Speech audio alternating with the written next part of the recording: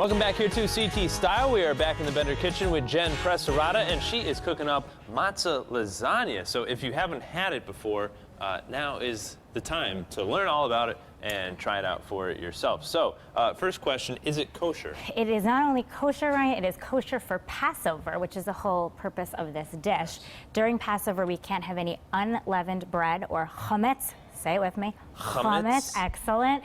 And that means something like matzah, which didn't have time to rise. Okay. Kind of the story, the history behind it, that we were leaving Egypt and we didn't have time for the bread to bake, and we were left with this matzah. And now, of course, in modern time, there's gluten-free, flavored. We've got it all. So there's gluten-free, of course, for the allergy, like you said, and then there's this flavored matzah. But beware, not all flavored matzahs are kosher for Passover. Oh. Now tell me who is replacing their bagel with matzah any other time of the year. I would love to meet them, but no judgment. However, there are these options. So if you want to spruce up your dishes like this matzah lasagna, you can do it with a little flavor. All right. So something like lasagna is very atypical for Passover because it's made with a noodle, right? And we can't have noodles or anything like that that rises. But this matzah becomes magical, which is also a magical great, matzah, kind of like a science experiment for kids. A magical matzah. Put a little kosher for Passover sauce at the bottom. You can make your own or buy it in the jar in your grocery section.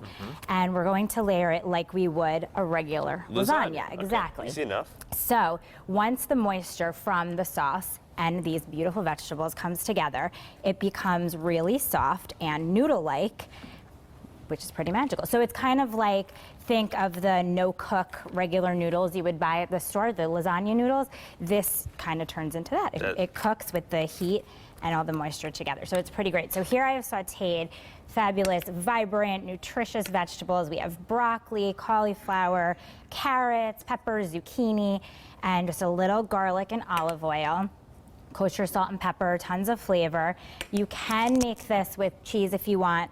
I buy a kosher for Passover mozzarella cheese. You could buy, you could do ground beef crumbles if you want, but I like to keep this just vegan, especially because when you are kosher, you don't mix meat and cheese.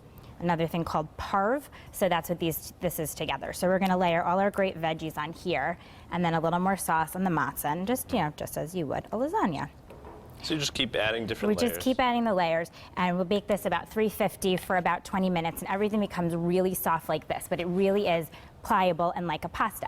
But if you didn't want to do something like this, other great pasta alternatives, if you think outside the matzah box, great vegetables. So think just regular Mother Nature. She gave us this fabulous spaghetti squash.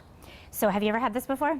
I have not, no. It is phenomenal. So all it is, you bake it in the oven, you start off in the microwave. There's a recipe on thatsojen.com, and it becomes basically like spaghetti. It's like a noodle inside. I'll show you. Okay. So, and then you can bake it with anything you want.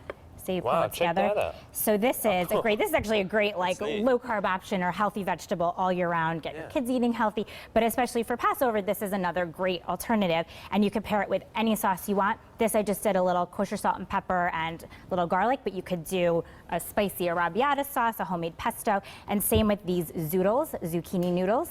So if you have a great, there's great little utensils. They're like a pencil sharpener almost, and they just make it into noodles. And this is just a zucchini, and that's it. And you could add any toppings you want.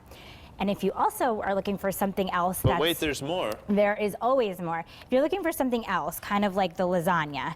Easy for the kids. Easy for the kids. So this is a great way, of course, to get them in the kitchen. Emma and I cook together all the time.